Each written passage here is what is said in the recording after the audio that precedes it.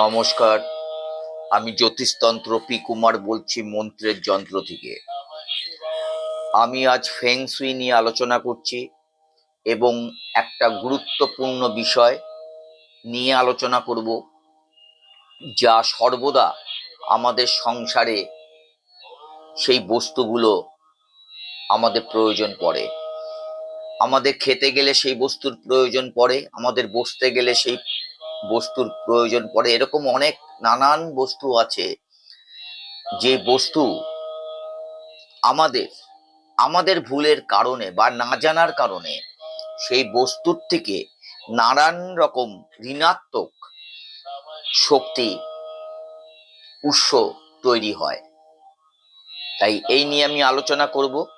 আলোচনাটা হচ্ছে কি, আসবাবপত্রের ধার, অর্থাৎ হচ্ছে যেই আসবাবপত্র আমাদের টেবিল আছে, চেয়ার আছে, নানান রকম আসবাবপত্র আমাদের সাংসারিক জীবনে রয়েছে এবং সেই ক্ষেত্রে আমরা কিন্তু একটা দিক কখনোই সেটা দেখি না, মানে গুরুত্বই দেই না যে এই জায়গাগুলো আমাদের সাংসারিক ক্ষেত্রে বা আমাদের দৈনন্দিন জীবনের ক্ষেত্রে বিশাল ভাবে ঋণাত্মক শক্তি বহন করে আসে।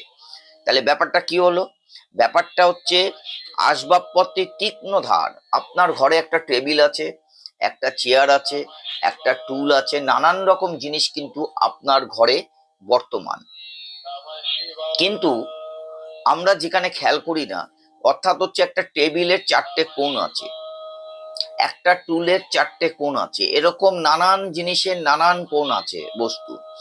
সেই কোণগুলো আমাদের জীবনে ঋণাত্মক শক্তি বহন করে। এটা কিন্তু আমরা অনেকেই জানি না বা জেনেও খেয়াল করি না। সেই ক্ষেত্রে যদি আপনার বাড়িতে এরকম কোনো কোণ থাকে, কোনো টেবিল বা চেয়ার, নানান রকম আসবাবপত্র থাকতে পারে, সেই ক্ষেত্রে ওই কোণগুলো রেদা মেরে, ছুতোরকে দিয়ে রেদা মেরে ওই প্রত্যেকটা কোণ একটু গোল করে দেওয়া উচিত। কেন? যদি কোণ থাকে তাহলে কিন্তু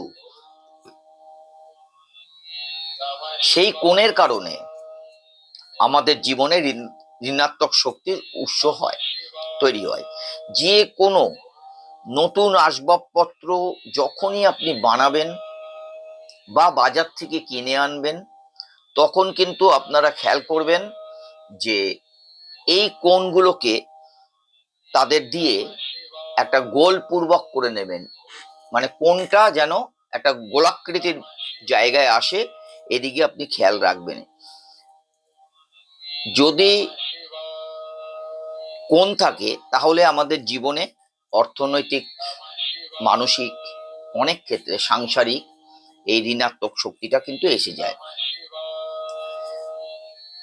সমস্ত আসবাবপত্রগুলো আয়তক্ষেত্রাকারে হবে, কিন্তু তার কোণা ও ধারগুলি সামান্য গোল করতে হবে। যখনই সম্ভব হবে তখনই বেরিয়ে থাকা থাম ও কড়িকাঠের, অনেক সময় পুরোনো বাড়ির কড়িকাঠগুলো দেখবেন, তাতেও কিন্তু দেখা যায় এই কড়িকাঠের ধারগুলো যদি আমরা গোল করে দিতে পারি, তাহলে এই ঋণাত্মক যে শক্তিটা, তার হাত থেকে কিন্তু আমাদের সংসার এবং আমাদের অর্থনৈতিক এবং আমাদের মানসিক জায়গার থেকে আমরা অনেকটাই ভালো থাকতে পারি। পরবর্তীকালে আমি আবার ফেং শুই নিয়ে আসছি। নমস্কার।